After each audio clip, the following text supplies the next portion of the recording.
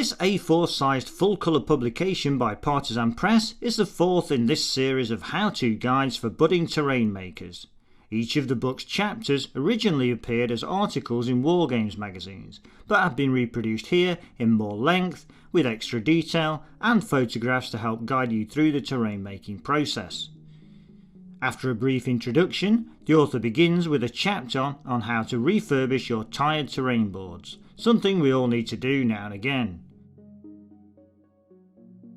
Before moving on to describe how to make trees out of bottle brushes, gabions and defence works from placemats, stone and wattle fence lines, roads and haystacks.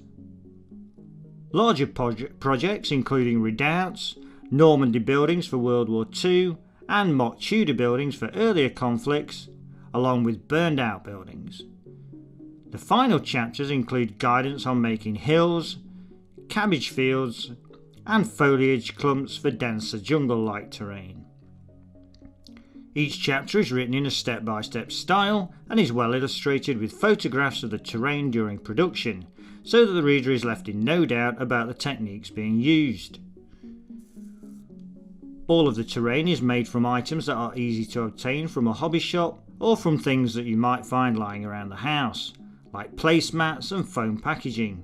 Equally, the techniques described are easy to achieve and should be well within the means of even the most unaccomplished terrain maker. The author, Wargames widow Diane Sutherland, has many years' experience of making Wargames terrain, and her clear, relaxed style of writing makes each of these chapters a clear and easy read. It's worth pointing out that not all of her ideas will be to everyone's taste.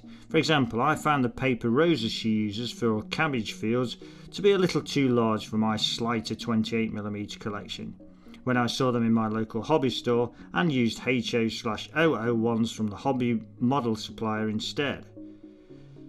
However, the basic ideas for the fields, buildings, etc. are absolutely sound, while some of her techniques, such as those for the haystacks and wattle fences, are inspired.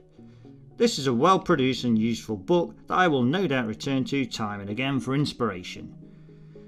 It's also worth noting that WI Prime members are currently being treated to regular articles by the Wargames widow via their Primetime News Bulletin. This video has been brought to you by WI Prime, Wargames Illustrated Magazine's online members club. View more videos or find out more about WI Prime by following these links.